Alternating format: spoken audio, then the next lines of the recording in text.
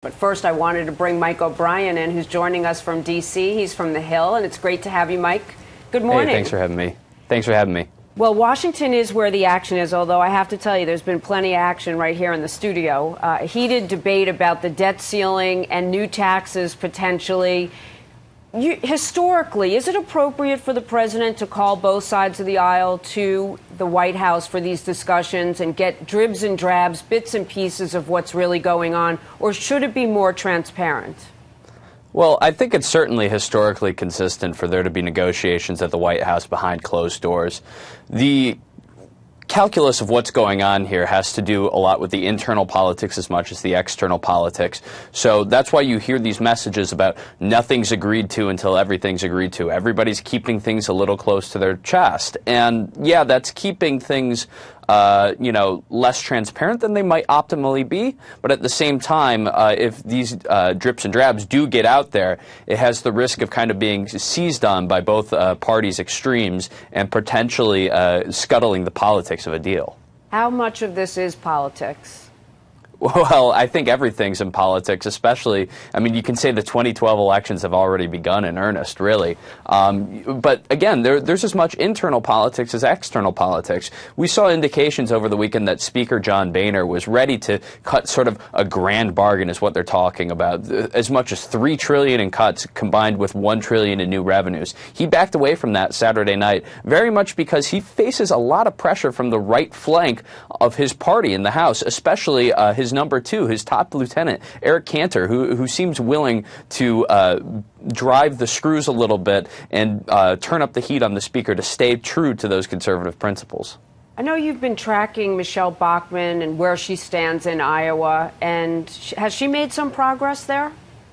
Oh, absolutely. We saw a poll this morning, new from the Iowa Republican, that shows her at the end of June having moved into the lead in Iowa, having surpassed former Massachusetts Governor Mitt Romney, who was sort of a slight front runner in a Des Moines Register poll last month. Of course, he doesn't really intend to play in Iowa, so with him out of the way, it seems like Michelle Bachmann is in the driver's seat in Iowa right now. So what will that get her? Well, what that will get her is a lot of attacks right now. We saw that yesterday from former Minnesota Governor Tim Pawlenty, a fellow Minnesotan, not playing Minnesota nice. He said that her record in Congress is virtually non-existent, and that sort of reflects the traction he has to get, especially going into next month's Ames straw poll, where he really is looking to perform well. Well, Mike, give me a fact check on that. What is her record? Well, she responded yesterday with a statement that called Pawlenty's original remarks negative and talked about her record, which includes a lot of opposition to the president's health care bill or cap and trade or the stimulus. But what Pawlenty was talking about to begin with was the fact that she really hasn't passed many substantive bills. She's had a hard time getting a lot of those through Congress. So to that extent, it's true. That said, she sort of made her name by being a dogged opponent of this administration more than her legislative heft. What's her position on the debt ceiling?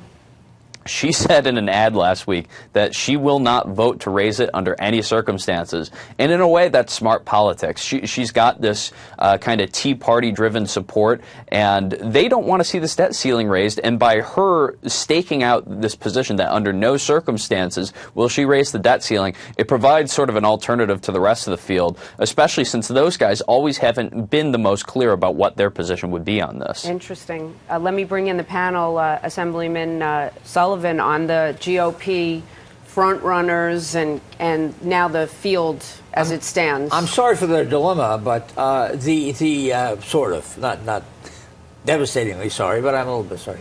But the when somebody says I'm not voting for this under any circumstances, fine.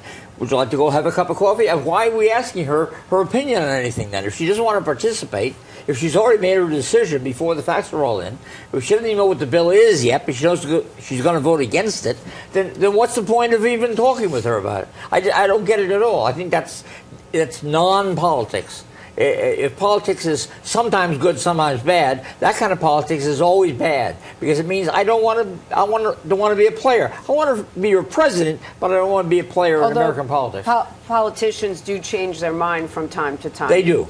It's possible if she saw a bill that was acceptable, she might change her mind. Who knows? She can't now. She's No, put she's too far herself. She's out. put herself in a box. As a matter of fact, in my opinion, Michelle Bachmann winning Iowa would be the biggest gift Obama could get.